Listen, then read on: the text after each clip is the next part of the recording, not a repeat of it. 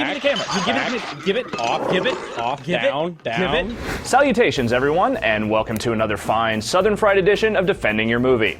I'm your host, Alex Navarro, and this week, in honor of our screening room viewing of the Chevy Chase mystery comedy classic Fletch, I felt it prudent to take a bit of designated production time from those around me to make an impassioned plea on behalf of 1989's Fletch Lives.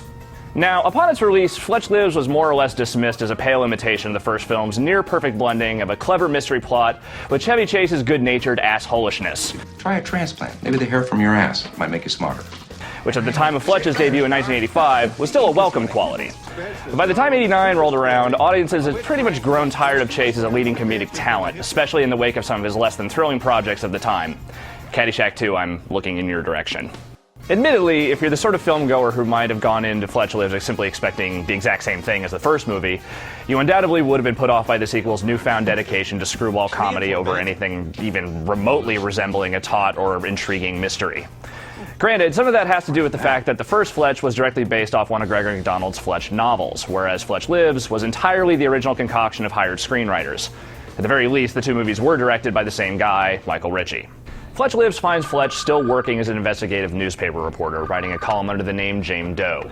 He's overworked, broke, and owes a pile of back alimony to his anonymously evil ex-wife. You owe me $4,381 in back alimony. What, I was married to you? Fortune, however, seems to smile on the man when he learns he's inherited a sizable mansion in rural Louisiana. Fletch quits the newspaper biz to retire to his palatial estate, only to discover that it's not quite so palatial. Things go from merely problematic to kind of messed up when Fletch hooks up with the attorney overseeing the estate, only to wake up the next morning to a corpse.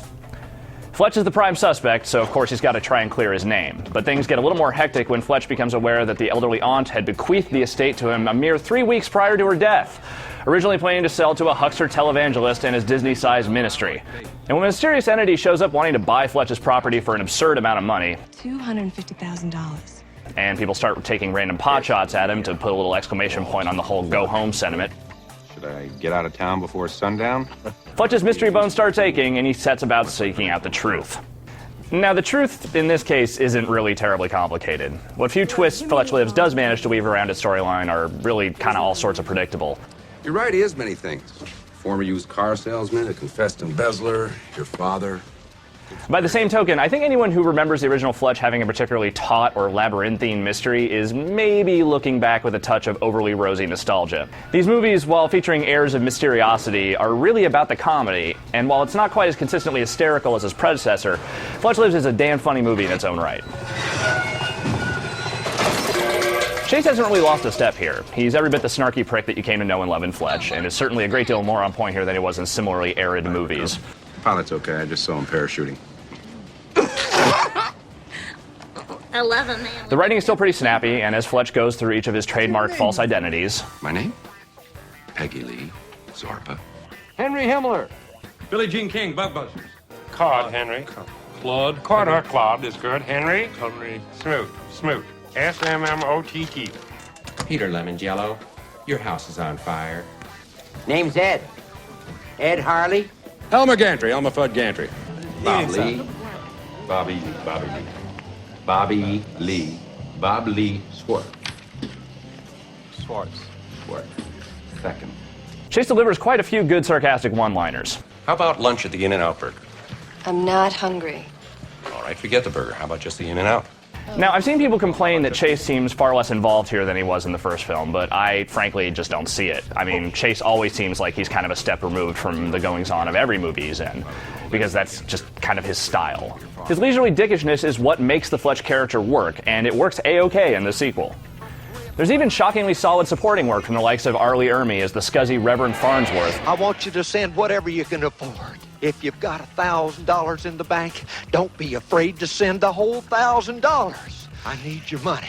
And beloved American treasure Hal Holbrook as a Southern lawyer so saintly in the Southernness that of course he's the bad guy. Now, neither of these characters are written with much depth, but Arlie Ermey does a pretty fine job transcending Farnsworth from just a base-level send-up of televangelist scumbags into a character that's actually pretty fun to watch. Look out, you demons. Demons. Demons out! Hey. And Holbrook is the sort of heavyweight actor who is maybe a little too heavyweight to be in this movie, but at the same time can turn just about any half-written character into a charming and pleasant performance. Yes, even when he's pointing a gun at our hero. I also have a great deal of affection for Fletch's effective sidekick in this whole endeavor, Calculus Entropy. I be Calculus Entropy. A vaguely racist caricature of a handyman that seems keenly aware of his own racist caricatureness, which may or may not be a cause for concern on Fletch's part.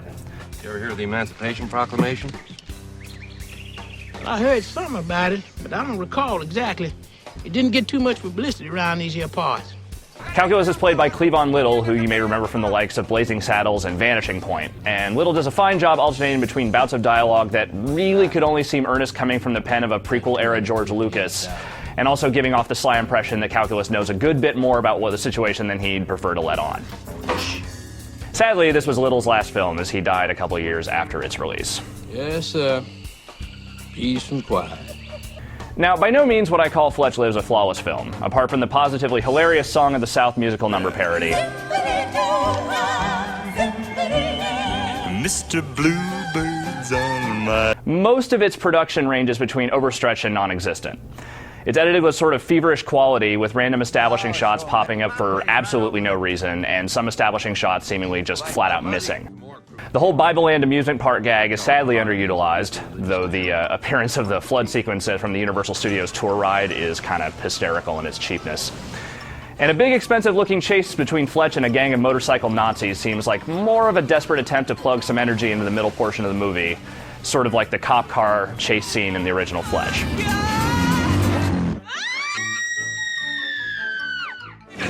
That said, those issues don't really trump the fact that this is, simply put, a very, very funny movie. Nothing more, nothing less. Given the choice, of course I'll take Fletch 1 out of any day of the week, but my follow-up request would be to watch Fletch Lives immediately afterward. These movies complement each other more than well enough, and if you spent your years hating on Fletch Lives just because, it ain't quite like the first one, I think you owe it to yourself, society in general, and most certainly Chevy Chase, because Lord knows he's been through enough. You've broken me. To give it another shot. Hope you're happy. And that about does it for another edition of Defending Your Movie. As always, we welcome your comments on both Fletch Lives, as well as any of your favorite movies that you just can't bring other people to love right along with you. Once again, I've been Alex Navarro. Thanks for watching.